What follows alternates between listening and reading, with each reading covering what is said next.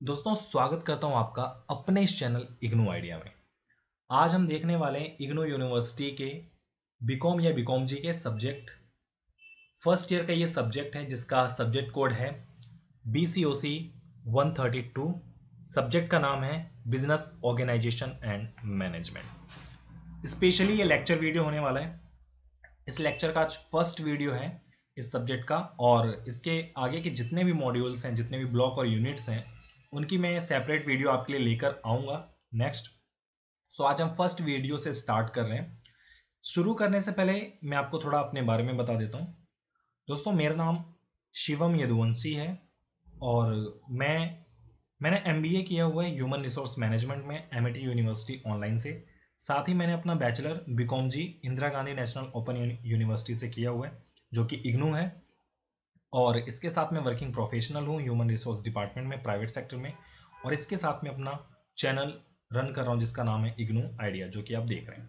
ठीक है, तो ये था मेरा इंट्रोडक्शन। आगे बढ़ते हैं अपने टॉपिक पे, अपने आज के इस फर्स्ट लेक्चर पे। आपको मैंने बता ही दिया, सब्जेक्ट का नाम है business organisation and management. Subject code is BCOC 132। ये ब्लॉक 1 देख रहे हैं हम, जो कि फाउंडेशन ऑफ इंडियन बिजनेस। ठीक है, यूनिट 1 है इंट्रोडक्शन टू बिजनेस। आइए आगे बढ़ते हैं। सबसे पहले हम आज के इस चैनल में देखने क्या वाले हैं, क्या क्या ऑब्जेक्टिव होने वाला है हमारे आज के इस चैनल में। सबसे पहला पॉइंट है identify broad category of human activities. ठीक है, ह्यूमन एक्टिविटीज क्या क्या है उनके बारे में जानेंगे। Describe what is business, business क्या है इसको समझेंगे। ऑब्जेक्टिव्स ऑफ बिजनेस, बिजनेस के क्या क्या ऑब्जेक्टिव हैं। Okay, fourth is classify business activities and their inter relationship. ठीक है, कौन कौन सी बिजनेस एक्टिविटीज हैं इनके बारे में जानेंगे। नेचर ऑफ बिजनेस के बारे में जानेंगे। साथ ही लास्ट जो टॉपिक है हमारा, बहुत प्यारा अच्छा टॉपिक है MSME, इसके बारे में हम जानेंगे। ठीक है, शुरू करते हैं ह्यूमन एक्टिविटीज के साथ। ठीक है, सबसे पहला पॉइंट ह्यूमन एक्टिविटीज। क्या होती हैं ह्यूमन एक्टिविटीज, किस चीज को हम ह्यूमन एक्टिविटीज कहते हैं। All the activities in which human participate from morning to till night are called human activities। वो सारी एक्टिविटीज जिसमें एक ह्यूमन, एक मानव सुबह से लेके रात तक लगा रहता है, चाहे वो किसी भी तरह की एक्टिविटीज हो, उसे ह्यूमन एक्टिविटीज कहते हैं। कुछ मैंने यहाँ पे एग्जांपल लिए हुए हैं जो कि बुक से ही है। ब्रश आवर टीथ, हम अपने दांतों को साफ करते हैं सुबह उठकर, ये ह्यूमन एक्टिविटी है। Take bath and get breakfast, हम नहाते हैं, अपना ब्रेकफास्ट लेते हैं, ये भी ह्यूमन एक्टिविटी है। चिल्ड्रन गो टू स्कूल और college to study, elder go to office और फैक्ट्री और शॉप और फील्ड ऑफ वर्क, हाउस वाइफ्स वर्क एट होम। ये जितने भी एग्जाम्पल हैं ये सारे ह्यूमन एक्टिविटीज के एग्जाम्पल हैं। हम जो भी काम करें, जो भी चीजें करें, जो भी एक्टिविटीज करें, इसे ही ह्यूमन एक्टिविटी कहा जाता है। अब ह्यूमन एक्टिविटीज को दो ग्रुप में डिवाइड किया गया है। सबसे पहला जो ग्रुप बोलता है वो बोलता है non economic activities, second is economic activities. ठीक है, तो आप चार्ट में भी देख रहे हैं ह्यूमन एक्टिविटीज को दो पार्ट में डिवाइड किया गया है, economic activities and non economic activities. Further economic activities को फिर से 3 भाग में डिवाइड किया गया है, जिसमें सबसे पहला है business, second is profession and third is employment. इन तीनों के बारे में हम आगे जानेंगे, बट अभी बेसिकली हम दो चीजें ये जानते हैं कि इकोनॉमिक एक्टिविटीज क्या है और नॉन इकोनॉमिक एक्टिविटीज क्या है। Okay, so first of all non economic activities, the activities which are conducted by human beings due to love and affections, social obligation, religious obligation, physical requirement, patriotism, etc. but not for earning money। ऐसी कोई सी भी activities जो एक human, एक इंसान, एक मानव किसी love में, अफेक्शंस में, कोई सोशल ऑब्लिगेशन, सामाजिक दायित्व में, कोई रिलीजियस ऑब्लिगेशंस, अपने धर्म के दायित्व में, फिजिकल रिक्वायरमेंट, अपने शरीर के लिए रिक्वायरमेंट में, अपने कोई ऐसे कार्य like food food preparing, food making is, है ना, ऐसे जो भी काम हैं जिनका मोटिव अर्निंग मनी नहीं है, नॉट फॉर अर्निंग मनी, ऐसे जो भी एक्टिविटीज हैं वो सारी नॉन इकोनॉमिक एक्टिविटीज कहलाती हैं। फॉर एग्जाम्पल के लिए house wife cooking for the family, एक हाउस वाइफ पूरी फैमिली के लिए खाना पका रही है जो कि फिजिकल रिक्वायरमेंट्स है, क्योंकि हमें खाने की जरूरत है, लेकिन उस हाउस वाइफ के लिए क्योंकि वो अर्न नहीं कर रही हो, उसका इंटेंशन अर्निंग मनी नहीं है, सो इसके वजह से ये एक्टिविटी क्या हुई, नॉन इकोनॉमिक एक्टिविटी हो गई। ठीक है। Children going to school and playing games, बच्चे स्कूल जा रहे हैं और गेम खेल रहे हैं, वो इनका इंटरटेनमेंट है ना, वो उनके लव हैं उनके गेम्स के प्रति। सो ये चीज क्या हो गई, नॉन इकोनॉमिक एक्टिविटीज हो गई। पीपल गोइंग टू टेम्पल, जैसा कि हमने यहाँ पे पढ़ा, रिलीजियस ऑब्लिगेशंस है, हमें मंदिर जाना है। Okay, mosque for prayer. ठीक है, तो इस तरीके से हमारे ये नॉन इकोनॉमिक एक्टिविटीज के अंदर आ गए। लास्ट जो एग्जांपल है, social worker working for uplift of the poor, एक सोशल वर्कर है जो कि गरीबों की सहायता करता है उन्हें आगे बढ़ाने के लिए, तो वो भी क्या हुआ, नॉन इकोनॉमिक एक्टिविटी होगा, क्योंकि उसका इंटेंशन उन्हें आगे बढ़ाना है, ना कि मनी अर्न करना। ओके, सो ये क्या है, non economic activities. Economic activities को देखने से पहले हम कुछ मॉडल्स जो हैं नॉन इकोनॉमिक एक्टिविटीज के वो पढ़ लेते हैं। सबसे पहला चैरिटेबल एक्टिविटीज, कोई भी ऐसी एक्टिविटीज जो चैरिटेबल लेवल पर हो, लाइक एनजीओज वगैरह हो गए। ठीक है, तो ये लोग क्या करते हैं, इनका इंटेंशन नॉट अर्निंग मनी होता है, नॉट फॉर अर्निंग मनी। सो इनकी जितनी भी एक्टिविटीज होंगी वो सारी की सारी नॉन इकोनॉमिक एक्टिविटीज में हमारी आएंगी। ठीक है, हाउस होल्ड एक्टिविटीज, आपने यहाँ पे एग्जांपल देखा, house wife cooking for family, this is also cover in non economic activities. Independency and voluntary skill, voluntary skill कोई ऐसा समुदाय या ऐसे लोग जिन्हें उनकी स्किल्स को अपडेट करके उन्हें आगे बढ़ाना है और उन्हें इंडिपेंडेंट बनाना है, ताकि वो अपने लाइफ में आगे बढ़ें और अच्छा करें। बट उन लोगों का इंटेंशन, जो इसके लिए वर्क कर रहे हैं वॉलेंटरी स्किलिंग के लिए, उनका इंटेंशन अर्निंग मनी नहीं होता है। तो इस केस में ये सारी एक्टिविटीज, ये सारी human activities non economic activities के अंदर आएंगी। ठीक है, इसके साथ आगे बढ़ते हैं और इकोनॉमिक एक्टिविटीज को देखते हैं। इकोनॉमिक एक्टिविटीज में क्या क्या है। Okay, so economic activities, these are activities which are undertaken by human beings for earning or livelihood। ठीक है, ऐसी कोई भी एक्टिविटीज जो ह्यूमन बींग्स मनी अर्न करने के लिए कर रहे हैं स्पेशली, वो हमारी इकोनॉमिक एक्टिविटीज होती हैं। These activities are concern with productions.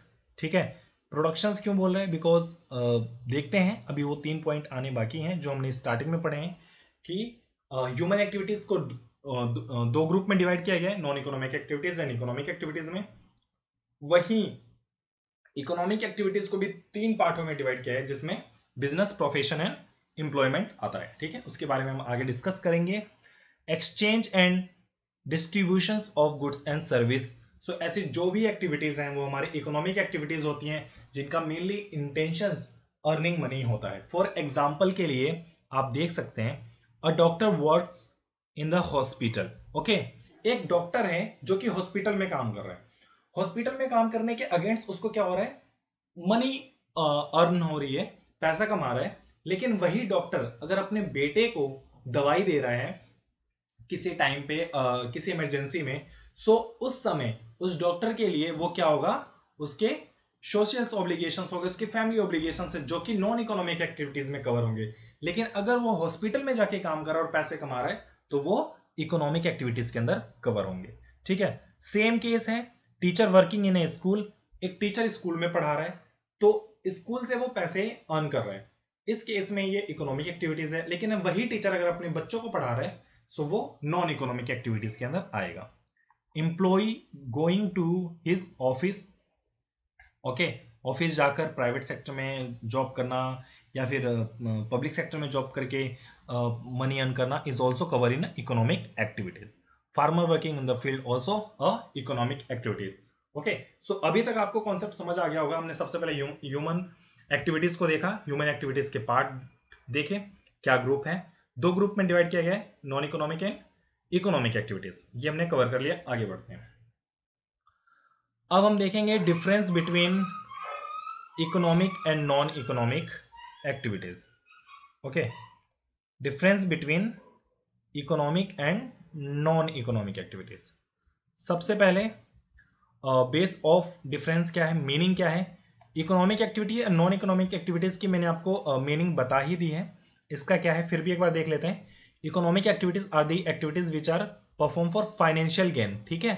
तो भैया इकोनॉमिक एक्टिविटीज हमेशा फाइनेंशियल गेन, प्रॉफिट अर्न करने के लिए, पैसे कमाने के लिए जो भी एक्टिविटीज की जाएगी वो सारी की सारी इकोनॉमिक एक्टिविटीज के अंदर आएगी, ठीक है।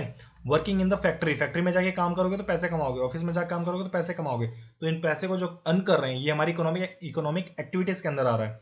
वहीं non economic activities, these are the activities which are perform to fulfil social, psychological and mental necessities, for example NGO, okay, save the children. So ये सारी क्या होगी, नॉन इकोनॉमिक एक्टिविटीज होगी। पर्पस क्या है इनको करने का, सेम चीज, फाइनेंशियल मोटिव है इकोनॉमिक एक्टिविटीज का, और यहां पर वही है social and mental needs non economic activities के अंदर। आउटकम्स क्या क्या होंगे भैया, अगर हम इकोनॉमिक एक्टिविटीज करेंगे तो उसका क्या आउटकम निकलेगा, this activities result in the generation of dissemination of goods and services. Economic activities क्या करता है, गुड्स एंड सर्विस को प्रोड्यूस करता है, एक इकोनॉमी में, जीडीपी में अपना कॉन्ट्रीब्यूशंस देता है। तो ये सारी जो एक्टिविटीज हो जाती हैं इकोनॉमिक एक्टिविटीज की, उनका यह आउटपुट होता है कि वो गुड्स एंड सर्विस प्रोवाइड करते हैं और जीडीपी में अपने योगदान देते हैं, अपना कॉन्ट्रीब्यूशंस देते हैं, ठीक है। नॉन इकोनॉमिक एक्टिविटीज क्या, these activities results in personal containment, एक मतलब खुद के लिए जो हमारी खुद की रिक्वायरमेंट है, पर्सनल कंटेनमेंट, इस चीज के लिए हम अपनी नॉन एक्टिविटीज को करते हैं, खुद की खुशी के लिए होंगी, like that. Measurement, these can be measured in financial term.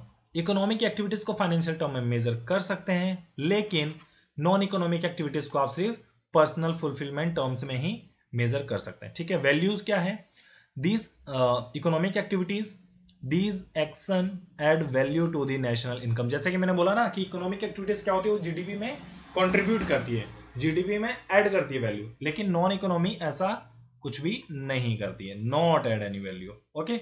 Example मैंने आपको ऊपर बता ही दिए हैं इकोनॉमिक एक्टिविटीज में, लाइक सीए आगे, डॉक्टर आगे, लॉयर, टीचर, इस तरह के जो भी प्रोफेशंस हैं वो हमारे इकोनॉमिक एक्टिविटीज में। वहीं सेम एग्जांपल है, teacher teaching her own son is also covering in non economic activities, doctors हैं and any other like that, ठीक है। तो ये हमारा economic and non economic activities में डिफरेंस है, देख लेना। ये आपकी मीनिंग और डिफरेंस दोनों देखकर जाने हैं, ताकि एग्जाम में कहीं से भी कुछ पूछे तो आप इनके बारे में लिख पाओ। इग्नू के एग्जाम में मेनली क्या है, आपको जितने शीट मिलती हैं वो मेनली आपको लिखनी है, बट कॉन्सेप्चुअल भी लिखना है, ऐसा नहीं आप कुछ भी लिख कर आ जाओगे तो आपको मार्क्स मिल जाएंगे, ऐसा नहीं होता। आपको कॉन्सेप्चुअल चीजें लिख कर आनी है, रिलेटेबल चीजें लिख कर ही आनी है, ठीक है। आगे बढ़ते हैं और देखते हैं सबसे पहले इकोनॉमिक एक्टिविटीज के सेक्टर, ठीक है।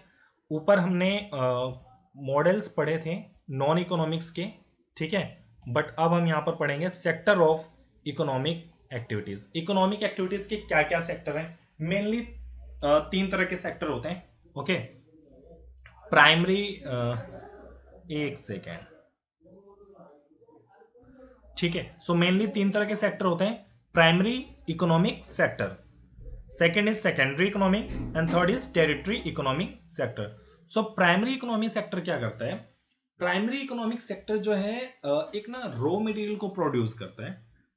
मीनिंग पढ़ लेते हैं इसकी डेफिनेशंस क्या। Primary sector is the sector which is related to withdrawing materials require for production of goods, ठीक है। किसी भी वस्तु और सेवा के प्रोडक्शंस में उनको फिनिश गुड में बनाने में जिस वस्तु की नीड होती है, जिस वस्तु की रिक्वायरमेंट्स होती है, ऐसी वस्तु का उत्पादन कौन करता है, प्राइमरी इकोनॉमी सेक्टर करता है, ठीक है।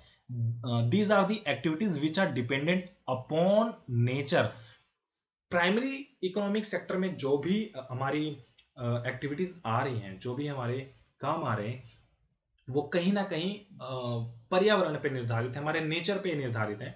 फॉर एग्जाम्पल के लिए आप देख सकते हो एग्रीकल्चर है, एग्रीकल्चर क्या है, धरती पे फसल उगाएंगे, सो वो हमें नेचर पे भी, बारिश पे भी हम डिपेंड है, ठीक है, भूमि पे भी डिपेंड है, मिट्टी पे भी डिपेंड है। सो कहीं ना कहीं हम नेचर पे जो डिपेंड है वो हमारे प्राइमरी इकोनॉमी सेक्टर में आ जाता है, ठीक है। ब्रीडिंग है, फॉरेस्ट्री है, फिशरी है, हंटिंग है, माइनिंग है। सो ये सारे ही सारे के जो भी एक्टिविटीज हैं ये सारी नेचर डिपेंडेंट एक्टिविटीज हैं और ये हमारे प्राइमरी इकोनॉमी सेक्टर की एक्टिविटीज है। ठीक है, सेकेंडरी इकोनॉमी सेक्टर क्या होता है? Secondary sector relates with the goods produced by the raw material of primary sector. भैया जो प्राइमरी सेक्टर ने जो रॉ मटेरियल प्रोड्यूस करा है ना, उसी रॉ मटेरियल का हम यूज करेंगे और सेकेंडरी इकोनॉमी सेक्टर में ले जाकर उसको एक फिनिश गुड में कन्वर्ट कर देंगे। सो सेकेंडरी सेक्टर क्या करता है? फिनिश गुड में रॉ मटेरियल को फिनिश गुड से I mean goods and services को प्रोड्यूस करता है, फिनिश गुड में कन्वर्ट करता है। For example clothes made by the raw material of cotton. ठीक है, कॉटन को उपजाना, कॉटन को उगाना प्राइमरी सेक्टर का काम है, लेकिन कॉटन से कपड़ा बनाना हमारा सेकेंडरी इकोनॉमी सेक्टर का काम है। ठीक है, लाइक जूट से बोरे बनाना, कपड़े बनाना, लाइक ठीक है, Indian khadi industry, the construction of house etcetera, ये सारे हमारे क्या है? Secondary economy sector. ठीक है, territory economy sector, territory sectors refers to the service providing activities which can be seen in distinct domain. ठीक है, टेरिटरी सेक्टर्स क्या बोलते हैं? इसमें अलग अलग तरह के बाकी सारे जो काम है वो आते हैं, जैसे ट्रांसपोर्टेशन वर्क आ जाएगा सबसे पहले, डिसमिनेटिंग एजुकेशन, मेडिकल सर्विस कोई भी है, ठीक है, लाइक इंश्योरेंस है, कोई फाइनेंशियल कंपनी है, वो सारी कहाँ गई? टेरिटरी इकोनॉमिक सेक्टर में आ गई। ठीक है, रिटेल ट्रेड, इसके बारे में आगे पढ़ेंगे। रियल एस्टेट है, गवर्नमेंटल एंड जुडिशियल एक्टिविटीज है, इंश्योरेंस मैंने बताया, फाइनेंशियल सर्विस जो भी है, हेल्थ सर्विस जो भी है, ठीक है, मीडिया है, ट्रांसपोर्टेशन एंड स्टोरेज है, लाइक कोल्ड स्टोरेज, इस तरह के जो भी हैं ये सारे हमारे टेरिटरी इकोनॉमी सेक्टर में आ गए। एजुकेशनल सर्विस, होटल्स है, रेस्टोरेंट है, telecommunication, these are the our territory economy sector. तो ये इकोनॉमिक एक्टिविटीज के सेक्टर थे, जो 3 तरह के सेक्टर होते हैं उनके बारे में हमने पढ़ा। आगे बढ़ते हैं, business, profession and employment. Starting में हमने देखा कि ह्यूमन एक्टिविटीज को 2 पार्ट में डिवाइड करा गया है, economic activities and non economic activities. Non economic activities को आगे डिवाइड नहीं किया गया है, लेकिन इकोनॉमिक एक्टिविटीज को आगे 3 पार्ट में डिवाइड किया है, जिसमें सबसे पहले है बिजनेस, सेकंड है प्रोफेशन एंड थर्ड है एम्प्लॉयमेंट। बिजनेस क्या है? Any activity carried primarily with the object of earning profit can be called a business activity. ठीक है, ऐसी कोई भी एक्टिविटीज जिसका पहला उद्देश्य, सबसे पहला उद्देश्य यही है कि हमें क्या करना है भाई? प्रॉफिट अर्न करना है, प्रॉफिट बनाना है। ठीक है, एग्जाम्पल देख लो, production of soap, sale of egg, production of TV set, transport etcetera. ठीक है, तो ये जो भी चीजें होंगी, इस तरह की जो भी एक्टिविटीज होगी जिनका प्राइमरी उद्देश्य होगा प्रॉफिट अर्निंग, वो हमारा बिजनेस है। प्रोफेशन, प्रोफेशन क्या है? An activity which involve the rendering of personalized service of a specialized nature based on professional knowledge, okay, education and training is called a profession। ठीक है, profession में क्या है? कोई भी ऐसी एक्टिविटीज या कोई भी ऐसे एक्सपर्ट जो अपने फील्ड में पूरी तरीके से एक स्पेशलाइज्ड हैं, उनके वास्ट नॉलेज है उनके पास, एक और एक पर्सनलाइज सर्विस भी अगर कोई दे रहा है लाइक दैट। सो ऐसे जो भी प्रोफेशनल्स हैं जिनके पास एक प्रोफेशनल नॉलेज है, एजुकेटेड हैं, ठीक है, अपने काम में स्पेशलाइज्ड हैं, ठीक है, या फिर जिनको किसी इंस्टीट्यूशंस ने राइट दिया है वो काम करने का, है ना, तो ऐसे जो भी एक्टिविटीज होंगी वो हमारे प्रोफेशन के अंदर आएंगे। ठीक है, एग्जाम्पल ले लो भाई, डॉक्टर्स, डॉक्टर्स आपने देखा होगा MBBS, इनके नाम के आगे डॉक्टर होता है, डियर। तो कहीं ना कहीं एक इंस्टीट्यूशंस ने इनको राइट दिया है, इन्होंने उसमें पूरी डिग्री हासिल करी है, उसमें नॉलेज ली है, ठीक है, तब जाके इन्हें वो एक्सपर्टीज मिली है, वो नॉलेज मिली है, वो स्पेशलाइजेशंस मिली है। ठीक है, चार्टेड अकाउंटेंट इसका बहुत अच्छा एग्जांपल है आज के डेट में। सीए बनते हैं, आपको पता है ICAI जो संस्था है वो चार्टेड अकाउंटेंट्स को क्वालिफाई करती है, उनके एग्जाम्स लेती हैं, तो वहां से जो है सीए बनते हैं, तो उनके नाम क्या लगता है? सीए लगता है। तो वो अपने फील्ड में एक्सपर्ट होते हैं, अपने अकाउंटिंग फील्ड्स में, डॉक्टर अपने अपने फील्ड्स में, लॉयर अपने होते हैं, टीचर अपने फील्ड में एक्सपर्ट होते हैं, ठीक है। सो प्रोफेशनली ऐसे लोग जो एक स्पेशलाइज्ड हैं अपने फील्ड के अंदर, वो कहीं ना कहीं प्रोफेशंस के अंदर आते हैं, ठीक है। Third and last but not the least, any activities assigned to a person by the employer under an agreement or rule of a service come under the category of employment, ठीक है। एक ऐसा कोई पर्सन जिसको एक काम ना assign किया गया हो, दिया गया हो किसी एग्रीमेंट और रूल के अंदर, और उसे वो करना पड़े, तो इस चीज को एम्प्लॉयमेंट बोलते हैं। A person who undertakes such activities called employ, और जो पर्सन इस एक्टिविटीज को ले रहा है, जो कर रहा है, उसको बोलते हैं एम्प्लॉय, ठीक है। सो एम्प्लॉयमेंट कहां कहां पे हो सकता है भाई? फैक्ट्री में एम्प्लॉयमेंट हो सकता है क्योंकि वहां पे वर्कर्स हैं, वहां पे काम करने वाले लोग हैं, वहां पे एम्प्लॉय हैं, तो वहां पे एम्प्लॉयमेंट है। ऑफिस में है, होटल, कॉलेज एक्सेट्रा, इसके साथ भी और भी कई सारी चीजों में आपको एम्प्लॉयमेंट देखने को मिलेगा, ठीक है। तो अभी तक हमने ये सारी चीजें देखा, आगे बढ़ते हैं। आगे क्या कॉन्सेप्ट है? Types of employment. ओके, अच्छा कॉन्सेप्ट है ये भी। टाइप्स ऑफ एम्प्लॉयमेंट, सबसे पहले है फुल टाइम एम्प्लॉयमेंट, पढ़ते हैं। Employment in which an individual works a base number of hours put forth by the employer is known as full-time employment. It is usually accompanied by benefits that are not ordinarily offered to part-time employees. देखो simple सा बोल रहा है, एक ऐसा काम, एक ऐसा इंडिविजुअल काम जिसमें किसी व्यक्ति को, किसी एम्प्लॉय को कुछ नंबर्स ऑफ हावर्स, मतलब कुछ घंटों के लिए काम दिया गया है, जो कि वो हावर्स डिसाइडेड होते हैं किसके? एम्प्लॉयर के द्वारा, ऑर्गेनाइजेशन के द्वारा, ठीक है। लेकिन इसकी जो सेकंड लाइन है वो बहुत ज्यादा इंपॉर्टेंट है। आप तो कहोगे कि सर फिर तो हम 3-4 घंटे काम करेंगे तो हमारा तो फुल टाइम एम्प्लॉयमेंट हो जाएगा। फुल टाइम एम्प्लॉयमेंट हो सकता है, लेकिन जो शॉर्ट पीरियड्स के जो वर्क होते हैं उन्हें हम रखते हैं पार्ट टाइम एम्प्लॉयमेंट में। वहीं फुल टाइम एम्प्लॉयमेंट की जो सेकंड लाइन बोल रही है वो बोलता है कि it is usually they have lot of benefits. Full time employment में आपको अलग अलग कई सारे बेनिफिट्स देखने को मिलते हैं, लाइक आपको पीएफ का बेनिफिट देखने को मिल जाएगा, आपको एसआईसी के बेनिफिट देखने को मिल जाएंगे, आपको बोनस, ईयरली बोनस आपको देखने को मिल जाएगा, आपको अर्न लीव का जो है बेनिफिट आपको देखने को मिल जाएगा, है ना। तो फुल टाइम एम्प्लॉयमेंट एक कुछ हावर्स के लिए आपको काम करना है, सेट ऑफ टाइम के लिए काम करना है, और इसके साथ आपको अलग अलग बहुत तरह के बेनिफिट इस एम्प्लॉयमेंट में देखने को मिलेंगे, ठीक है। सेकंड पढ़ते हैं, part time employment. It is a form of employment where employ work fewer hour, बहुत कम घंटों के लिए आपको काम करना है per week then full time employees. Okay, जो फुल टाइम एम्प्लॉयज हैं उनके मुकाबले आपको बहुत कम घंटों के लिए पूरे सप्ताह में काम करना है, and such employees are not entitled to all the benefit that full time employees are given, ठीक है। सेम वही लाइन है कि आपको वो सारे बेनिफिट नहीं दिए जाएंगे जो कि एक फुल टाइम एम्प्लॉयमेंट को दिया जाता है। थर्ड है casual employment.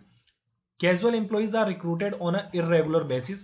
Their engagement depends on the need and requirement of the business. ठीक है, जो कैजुअल एम्प्लॉयमेंट्स होते हैं वो हम कुछ कुछ समय के लिए उन्हें हायर करते हैं, उन्हें रिक्रूट करते हैं, और वो इरेगुलर बेसिस होते हैं। वो कभी भी हमें जब नीड पड़ेगी तो हम उन्हें हायर कर लेंगे, और जब हमें नीड नहीं होगी तो हम उन्हें हटा देते हैं। सो ये होते हैं कैजुअल एम्प्लॉयज, जो कि बिजनेस की रिक्वायरमेंट के हिसाब से उन्हें हायर किया जाता है, ठीक है। फिर आते हैं कुछ कॉन्ट्रैक्ट एम्प्लॉयज। कॉन्ट्रैक्ट एम्प्लॉयज में सिंपली कुछ एम्प्लॉयज को कुछ टाइम ऑफ पीरियड के लिए हम हायर करते हैं, लाइक कोई ब्रिज बनना है या फिर कोई हाईवे बनना है। तो इसमें हम क्या कर सकते हैं कि जो हमारे कंस्ट्रक्शन के जो एम्प्लॉयज हैं, जो लेबर हैं, हम उन्हें उस समय अवधि के लिए हायर कर सकते हैं जब तक वो ब्रिज बनना है। अगर वो पूरा हो जाएगा तो वो कॉन्ट्रैक्ट पूरा हो जाएगा, उस कॉन्ट्रैक्ट को ब्रेक कर दिया जाएगा और फिर हम उन्हें हटा देते हैं, लाइक, ठीक है। सो ये कॉन्ट्रैक्ट एम्प्लॉय हो गया। पढ़ लेते हैं, employment done for a fixed term or for the duration of a specific task, या फिर कोई एक ऐसा टास्क दिया गया हो कि आप इस काम को पूरा कर लो, end your employment and this type of employment is called contract employment, ठीक है। So employment is over as soon as the contract finish, जैसे ही कॉन्ट्रैक्ट फिनिश होगा एम्प्लॉयमेंट खत्म हो जाता है, ठीक है। फिर आता है अप्रेंटिसशिप। अप्रेंटिसशिप को आप इंटर्नशिप भी कह सकते हैं, ठीक है। इसमें क्या होता है कि एक जो इंडिविजुअल्स हैं जो कि अपने स्पेशलाइजेशन फील्ड में अपने काम के अंदर एक ट्रेनिंग लेना चाहते हैं, ठीक है, एक पर्टिकुलर प्रोफेशंस में, सो उन्हें हम बोलते हैं अप्रेंटिसशिप, ठीक है। इसमें भी आपको कई तरह के बेनिफिट्स स्पेशली देखने को मिलते हैं इंटर्नशिप में, एंड ऑल्सो आपके पास राइट्स होते हैं कई सारे, आपको removal against removal from office and etcetera, ठीक है। तो ये सारे जो भी होते हैं इंटर्नशिप वगैरह में, तो इसमें आपको अनपेड इंटर्नशिप भी होता है, पेड इंटर्नशिप भी होते हैं, जिसमें आपको कुछ टाइम के लिए 3 मंथ 6 मंथ 1 मंथ के लिए आपको काम करवाते हैं, जो कि रिमोट मोड भी हो सकता है और ऑन साइट बेसिस मोड भी हो सकता है। तो ये सारे अप्रेंटिसशिप होते हैं, ठीक है। फिर आता है सीजनल एम्प्लॉयमेंट।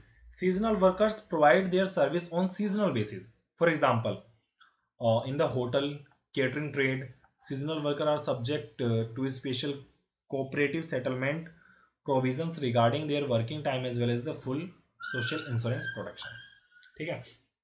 सीजनल एम्प्लॉयमेंट्स क्या है? सीजनल एम्प्लॉयमेंट्स मतलब लाइक किसी सीजन्स में आपके काम बढ़ गए, जैसे इसमें एग्जांपल है hotels and catering. So hotels and catering का अगर काम देखें तो ये पूरे ईयरली नहीं होता है, पूरे 12 महीने नहीं होते हैं।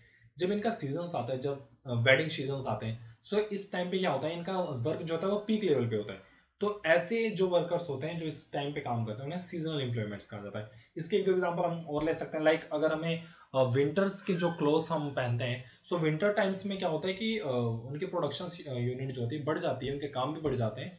सो ये कुछ सीजनल वर्कर है, ठीक है। सॉक्स की फैक्ट्री में भी लाइक इस तरीके से होता है, ठीक है। और भी अदर फैक्ट्रीज अगर आप देखोगे, काम देखोगे, तो उसमें भी आपको सीजनल वर्कर देखने को मिलेंगे, ठीक है। तो ये था टाइप्स ऑफ एम्प्लॉयमेंट। ये भी एक अच्छा कॉन्सेप्ट है और इंपॉर्टेंट है, ये आपको पता होना चाहिए। आप किसी भी अच्छे कॉन्सेप्ट में इसको ऐड भी कर सकते हो अपने आंसर राइटिंग में। So it will definitely help to you move forward. आगे बढ़ते हैं और देखते हैं comparison among business profession and employment, ठीक है। अभी तक हम इन्हीं तीनों के बारे में ही पढ़ रहे थे, ठीक है। तो डिफरेंस भी देख लेते हैं एक बार। Comparison among business profession and employment. Mode of establishment क्या है? सबसे पहले बिजनेस का entrepreneur decision and other legal formalities if necessary. देखो भाई, सबसे पहले तो ऑर्गेनाइजेशंस का डिसीजन होगा, जो बंदा है एम्प्लॉयर उसका डिसीजन होगा। उसके साथ अगर कुछ उस क्षेत्र की, उस लोकेशंस की कुछ लीगल फॉर्मेलिटीज हैं जो उन्हें करनी ही करनी है, तो वो फॉर्मेलिटीज आपको करनी पड़ेगी, तब आप उसे स्टैब्लिश कर सकते हैं, ठीक है। Membership of a professional body and certificate of participate. Professionally, professions में आप कैसे जा सकते हो, बोल रहे हैं membership of a professional body. Means अगर आप सीए बन रहे हो तो आप आई से आपको सर्टिफिकेट मिलेगा, आपको डिग्री मिलेगी, है ना। तभी आपके नाम के आगे सीए होगा, तभी आप उसमें एक्सपर्ट होंगे, तभी आप उसमें प्रोफेशनल्स होंगे। आप टीचर कर रहे हैं तो आपको टीचर, एक इंस्टीट्यूशन, एक संस्था आपको टीचर्स के लिए प्रमोट करेगी। आप डॉक्टर कर तो आपको एमबीबीएस के लिए उसकी डिग्री देगी, उसका सर्टिफिकेट देगी, उसके प्रैक्टिस देगी, ठीक है। आप उसमें जाओगे, लर्न करोगे एवरीथिंग। सो इस तरीके से एक प्रोफेशंस में आप आ सकते हो। एम्प्लॉयमेंट में आप कैसे आ सकते हो, उसको एम्प्लॉयमेंट को कैसे बनाया जाता है? Appointment letter and service agreement. जब आप एम्प्लॉयमेंट में आते हो तो आपको एक अपॉइंटमेंट लेटर दिया जाता है, साथ ही एक सर्विस का एग्रीमेंट भी होता है जो कि आपको साइन करना होता है, तब आप एम्प्लॉयमेंट को एस्टेब्लिश कर सकते हैं, ठीक है। नेचर ऑफ वर्क क्या है? बिजनेस में सेम आपको पता है, provisions for goods and service to the public, ठीक है। आपको गुड्स एंड सर्विस में डील करना है, एक्सचेंज में डील करना है, तो ये सारी चीजें कहीं ना कहीं आपके बिजनेस में आ जाएंगी, ठीक है। वहीं rendering of personalise expert service, ये आपके प्रोफेशन में आ गया। आपको अपने फील्ड में एक्सपर्ट रहना है, आपके अपने फील्ड की पूरी नॉलेज हो, और आप एक सर्टिफाइड और वैलिड प्रोफेशनल्स भी हो अपने फील्ड में, ओके। एम्प्लॉयमेंट में क्या है? Performing work as per service contract और रूल ऑफ सर्विस, ठीक है। जॉब है, एम्प्लॉयमेंट है, जो काम आपके लिए डिसाइड किया गया है, जो काम आपके लिए कंपनी के द्वारा सेट किए गए हैं, जो रूल एंड रेगुलेशन है, सर्विस है, उसके बेस पे आपको वहां पे काम करना पड़ेगा, ठीक है। क्वालिफिकेशन क्या है? बिजनेस में नो क्वालिफिकेशन, ठीक है। प्रोफेशन में आपको क्वालिफिकेशन लेना पड़ेगा, ठीक है। Expertise and training in a specific field is a must, और ये बहुत बहुत जरूरी है। आप जिस भी फील्ड में जा रहे हैं आपको उसकी पूरी नॉलेज और पूरी की पूरी स्पेसिफिक ट्रेनिंग, एक्सपर्टीज लेनी ही पड़ेगी, ठीक है। एम्प्लॉयमेंट में क्या है? एम्प्लॉयमेंट में ऐसा है कि जो रिक्वायरमेंट है ना ऑर्गेनाइजेशंस की, जो रिक्वायरमेंट कंपनीज की है, उस रिक्वायरमेंट को आपको जो है रीच करना है, उस एलिजिबिलिटी को क्रॉस करना है। लाइक क्वालिफिकेशंस में अगर वो बीकॉम मांग रहे हैं तो आप बीकॉम होने चाहिए, ग्रेजुएट होने चाहिए। एमबीए मांग रहे हैं तो एमबीए होने चाहिए, ठीक है। ईयर ऑफ एक्सपीरियंस मांग रहे हैं तो ईयर ऑफ एक्सपीरियंस भी आपको होना चाहिए, ठीक है। तो ये सारी चीजें होनी चाहिए। रिवॉर्ड और रिटर्न, बिजनेस में क्या होगा भाई, प्रॉफिट ऑन होगा। प्रोफेशन में आप प्रोफेशनल फीस लेते हैं और एम्प्लॉयमेंट में से आपको सैलरी और वेजेस प्रोवाइड होता है, ठीक है। कैपिटल इन्वेस्टमेंट की बात कर लेते हैं। बिजनेस में आपको कैपिटल इन्वेस्टमेंट करना पड़ेगा अपने बिजनेस के अकॉर्डिंग, आपका कितना बड़ा बिजनेस है उस हिसाब से आपको अपना कैपिटल इन्वेस्टमेंट करना पड़ेगा, ठीक है। और प्रोफेशन में आपको लिमिटेड कैपिटल नीडेड है फॉर एस्टेब्लिशमेंट, मतलब आपकी लर्निंग का है, आपकी जो भी चीज़ें आप उसमें गेन करना चाहते हो जिस भी प्रोफेशन में, उसके हिसाब से आपको कुछ लिमिटेड कैपिटल जो है स्पेंड करना पड़ेगा, ठीक है। वहीं एम्प्लॉयमेंट में no capital required. Risk, business में profit are uncertain and irregular risk is, ठीक है। So risk is present. So business में क्या होगा भैया, रिस्क तो रहेगा ही, और प्रॉफिट जो होगा वो अनसर्टेन है, कुछ पता नहीं है होगा नहीं होगा, लाइक दैट। तो बिजनेस का ये है रिस्क। प्रोफेशन में fee is generally regular and certain, some risk. देखो फीस तो आपका जो है ना आप रेगुलरली जनरेट कर सकते हो, लेकिन कई बार रिस्क होता है, सम रिस्क होते हैं। लाइक किसी ने आपसे सर्विस ली लेकिन आपको पे ही नहीं करा, उसने बोला हम बाद में पे कर देंगे, लेटर पे कर देंगे, बट उन्होंने पे नहीं करा, ठीक है। तो इस तरीके के आपको जनरली रिस्क देखने को हो सकते हैं, ठीक है। एम्प्लॉयमेंट में क्या है, फिक्स है, रेगुलर पे है एंड नो रिस्क, बट ऐसा नहीं होता है। एम्प्लॉयर में भी कई बार एम्प्लॉय को रिस्क देखने को मिल जाता है अगर उन्हें पेमेंट नहीं मिल रही है तो, लाइक दैट इन केस में, ठीक है। ट्रांसफर ऑफ इंटरेस्ट क्या है, बिजनेस में आप ट्रांसफर ऑफ इंटरेस्ट कर सकते हो, ट्रांसफर पॉसिबल है विद सम फॉर्मेलिटीज। वही प्रोफेशन में आप अपनी नॉलेज कैसे ट्रांसफर करोगे, ट्रांसफर तो कर सकते हो पर खुद के जैसा कैसे को कैसे बना सकते हो, लाइक दैट है। तो प्रोफेशन में नॉट पॉसिबल एंड एम्प्लॉयमेंट में भी also not possible. Code of conduct क्या है, no code of conduct is prescribed in business, professional code of conduct is to be followed in profession and norms of behaviour let down by the employer are to be follow. So जो भी business के जो भी organisations और employer के norms हैं, उनके जो क्राइटेरिया हैं, जो भी रूल एंड रेगुलेशंस हैं, वो आपको फॉलो करने हैं और उनके बेसिस पे कोड ऑफ कंडक्ट होंगे आपके कोड ऑफ कंडक्ट, ओके। आगे बढ़ते हैं और एक और इंपॉर्टेंट पार्ट को देखते हैं, essential feature of business and objective of business. सबसे पहले ऑब्जेक्टिव ऑफ बिजनेस देखते हैं भाई, तीन तरह के ऑब्जेक्टिव यहाँ पे लिखे हुए हैं, economic objective, social objective, human objective. Economic objective यानी कि प्रॉफिट अर्न करना, सोशल ऑब्जेक्टिव यानी कि CSR वगैरह भी हम बोलते हैं, आप आगे पढ़ोगे, कॉर्पोरेट सोशल रिस्पॉन्सिबिलिटी, इस तरीके से। तो जो भी सामाजिक दायित्व, क्योंकि हम समाज की चीज़ों को लेकर यूज़ कर रहे हैं और उन्हीं को यूज़ करके अपने बिजनेस को कर रहे हैं, उन्हीं को प्रमोट कर रहे हैं, उन्हीं को बना रहे हैं एवरीथिंग। सो हमारा कहीं ना कहीं एक समाज के प्रति भी दायित्व होता है जिसे सोशल ऑब्जेक्टिव्स के अंदर कवर करते हैं। साथ ही human objective also is important, because एक बिजनेस को ह्यूमंस चला रहे हैं। सो बहुत सारे लोग जब मिलकर एक बिजनेस को चलाते हैं तो बिजनेस को ज़्यादा से ज़्यादा प्रॉफिट भी होता है और अच्छे बेनिफिट्स भी होते हैं। तो बिजनेस का भी ये रिस्पॉन्सिबिलिटी है कि ह्यूमन के प्रति भी अपनी दायित्वता को निभाए, अपनी अकाउंटेबिलिटी को निभाए, okay. So human objective also is necessary. फिर आ रहा है essential feature of business. Essential feature में सबसे पहला पॉइंट है dealing in goods and service. आपको पता ही है बिजनेस गुड्स और सर्विस में वर्क करेगा या फिर प्रोडक्शन एंड एक्सचेंज में काम करेगा, ठीक है। Continuity and regularity in dealing. भाई देखो ये पॉइंट जो है बहुत इंपॉर्टेंट है, किसी भी काम को बिजनेस तभी बोला जाएगा जब वो रेगुलर किया जा रहा हो, ठीक है। सपोज करिए मैंने आज एक बिल्डिंग खरीदी, अपनी कोई प्रॉपर्टी खरीदी, और एक साल बाद मैंने, सपोज करंट रेट पे मैंने अभी खरीदा 5 लाख पे, और एक साल बाद मैंने उसे 15 लाख पे सेल कर दिया। तो उस पर जो मुझे प्रॉफिट हुआ है, क्या ये मेरी रेकरिंग एक्टिविटी है, क्या ये मेरी रेगुलर एक्टिविटी है? नहीं, ये मेरा बिजनेस नहीं है। लेकिन वहीं अगर कोई प्रॉपर्टी डीलर ये काम करता है, जो एक प्रॉपर्टी को आज खरीद रहा है और कल बेच रहा है, या फिर परसों बेच रहा है, या फिर कुछ दिनों बाद बेच रहा है, और खरीदते बेचते वो अपने इस बिजनेस को कर रहा है। सो इस केस में उस प्रॉपर्टी डीलर के लिए ये बिजनेस होगा, लेकिन मेरे लिए ये बिजनेस नहीं होगा। तो बिजनेस वही है जो रेगुलर एक्टिविटीज हो और जो कॉन्टिन्यूटी हो, ओके। आपको पता ही है बिजनेस का प्राइमरी मोटिव प्रॉफिट मोटिव होता है, और एलिमेंट ऑफ रिस्क, बिजनेस में आपको रिस्क देखने को मिलेगा ही मिलेगा, ठीक है। तो रिस्क वगैरह भी आपको बिजनेस में रहेंगे। फिर बात आती है इंडस्ट्री की। इंडस्ट्री क्या है? Industry refers to the part of business activities which is concern with the production of want satisfying good service through utilisation of available material resource. Industry utilize the natural resource and transfer them for final consumptions for further use.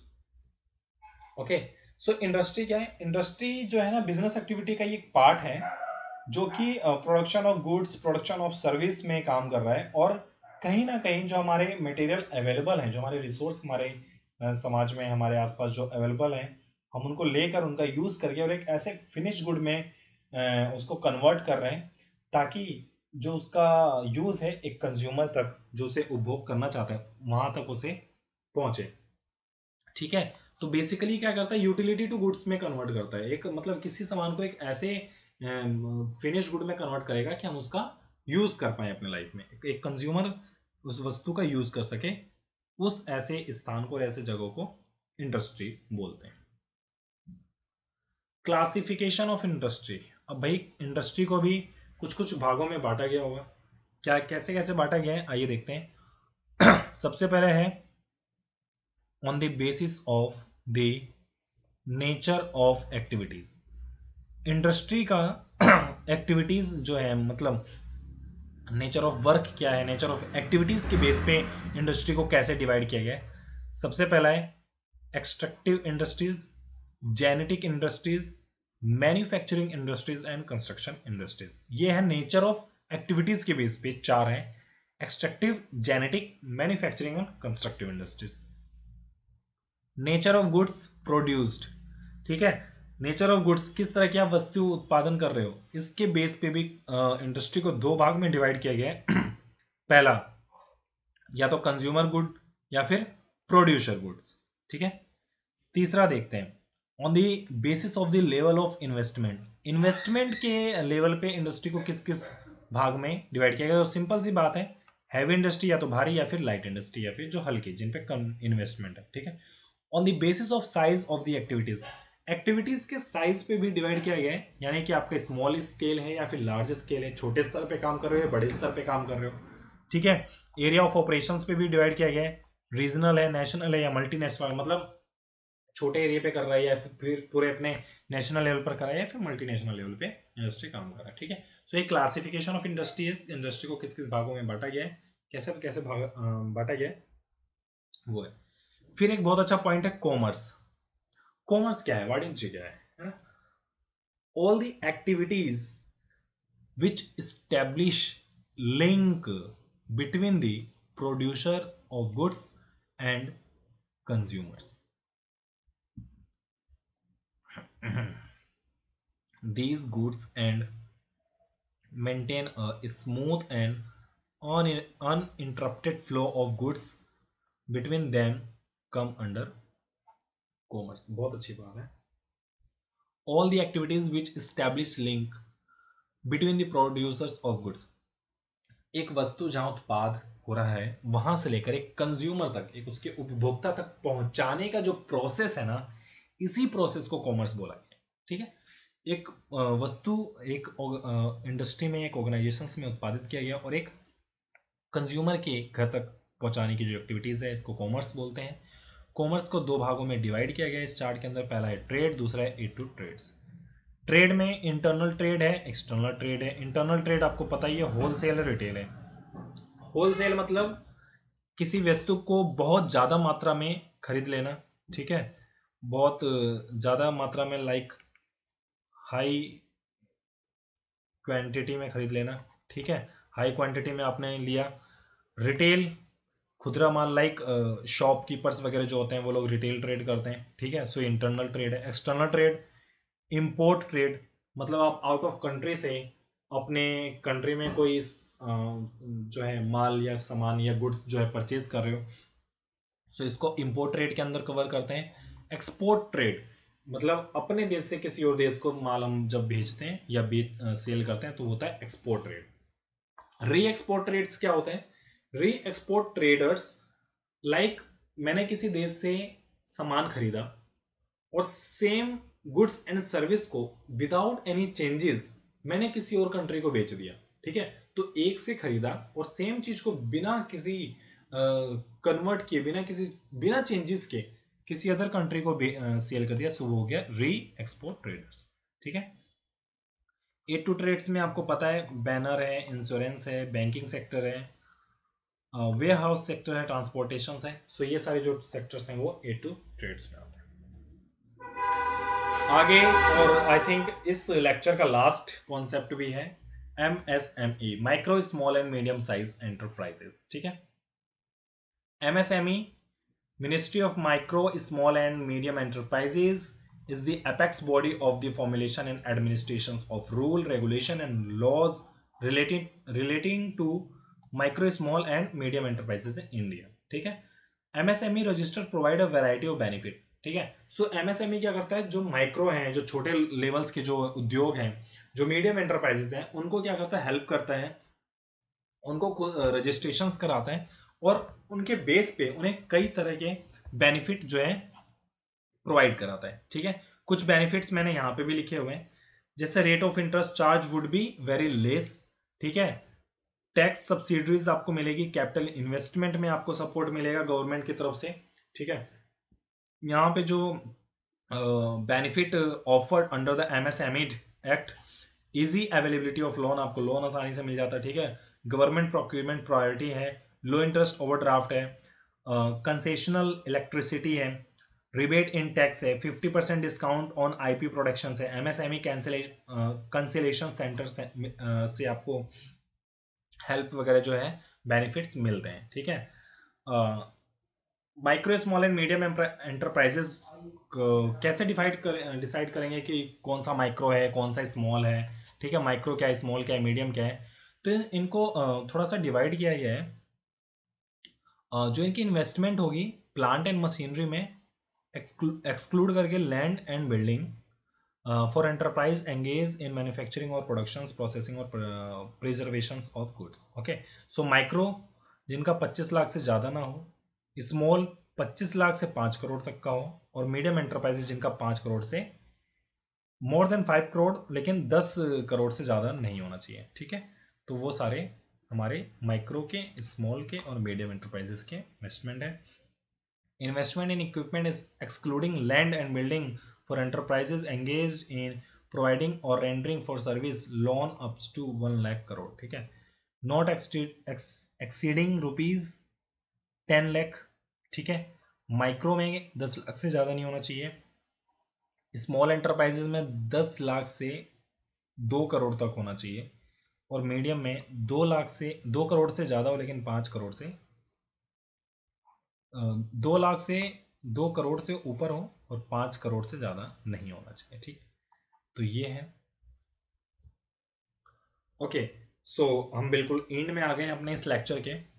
दोस्तों, जैसा कि आपने देखा, हमने पढ़ा BCOC 132 का business organisation and management का subject lecture 1 देखा हमने आज, ब्लॉक 1 यूनिट 1। तो ऐसे ही इंफॉर्मेटिव वीडियो और लेक्चर वाइज वीडियो मैं आपको लिए लेकर आता रहूँगा। आई होप कि आपको ये लेक्चर बहुत इंपॉर्टेंट और आपके एग्ज़ाम पॉइंट ऑफ व्यू से आपके लिए हेल्पफुल रहा होगा। सो मैं शिवम यदुवंशी आपके लिए और भी ऐसे इंफॉर्मेटिव एंड लेक्चर कंटेंट लेकर आता रहूँगा। तो तब तक के लिए आप मेरे चैनल को सब्सक्राइब कर लीजिए, IGNOU idea, and thank you so much for watching.